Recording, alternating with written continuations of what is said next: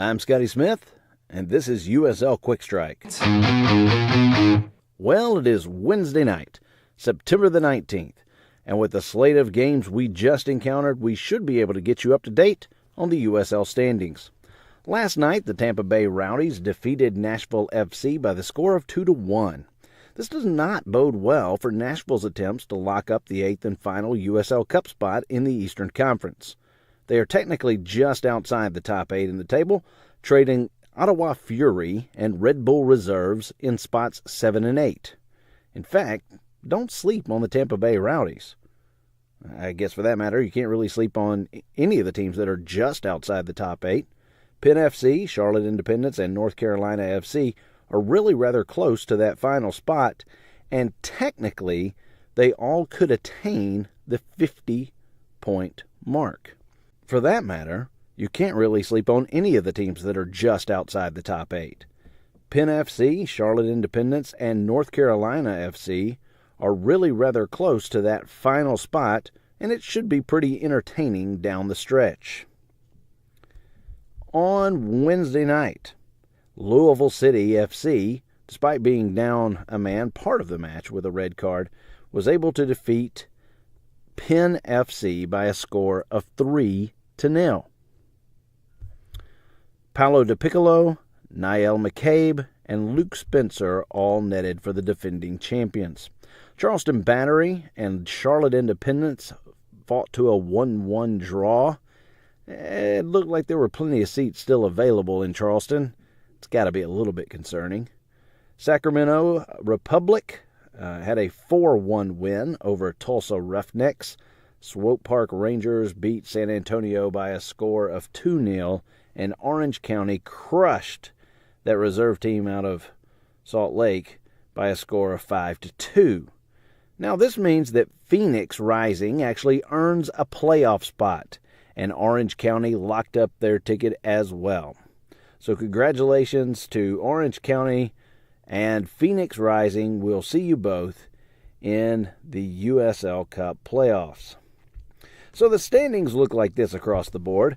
FC Cincinnati won again, despite the fact that there were some with a hashtag upset alert on Twitter in their most recent match against Toronto Reserves. When it was 3-2 Toronto Reserves, there were a lot of people kind of getting excited, maybe not the least of which lived in the city of Louisville. But FC Cincinnati pulls it out like they do by a score of 4-3, and it's possible that they may never lose again in USL. Louisville City is now in second place with tonight's win. They're on 51 points. Pittsburgh Riverhounds in third, Charleston Battery in fourth place, Indy 11 in fifth, Bethlehem Steel in sixth, Ottawa Fury in seventh, and Red Bull Reserves in eighth. As I mentioned, Nashville, North Carolina, Tampa Bay Rowdies, and Charlotte Independence, as well as Penn FC, all have, so that's spots 9 through 13, all have at least 35 points. So the playoffs, or USL Cup, as I prefer to call the situation, USL Cup is very possible. In the West, you have Orange County opening up their lead a little bit, though Phoenix Rising does have 2 games in hand. So those 2 teams occupy the top 2 spots. Orange County is on 60 points, followed by Phoenix Rising on 56. Salt Lake Reserves on 54 points. Sacramento Republic has climbed to 52. Portland Reserves have 51 points. Sporting Kansas City Reserves, 49 points. St. Louis FC, following a very big win over the weekend, now has 46 points, and Reno 1868 occupies the 8th and final USL Cup spot on 45 points. San Antonio is lurking just outside of those teams. They're in 9th place with 43 points, and OKC Energy is on 38. Fresno and Colorado Springs are right there with 35 points and could make things interesting for that last USL Cup spot. Remember what I said about 35-point teams over in the East. Somebody catches fire and attains a few points here at the end, Everything could be pretty fun in that last weekend. So, what are we going to watch coming up this weekend? First of all, I want to see if Ottawa Fury is a contender or a pretender. They play some stiff competition. They've got second place Louisville Saturday night at 6:30.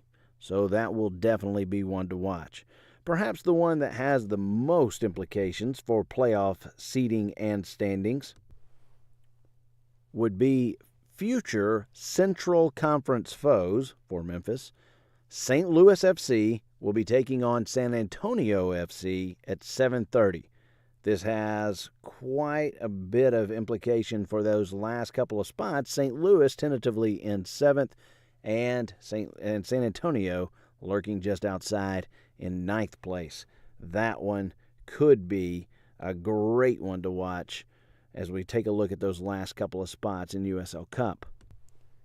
And finally, let's see if our in-state rivals Nashville FC can make a bit of a playoff push here.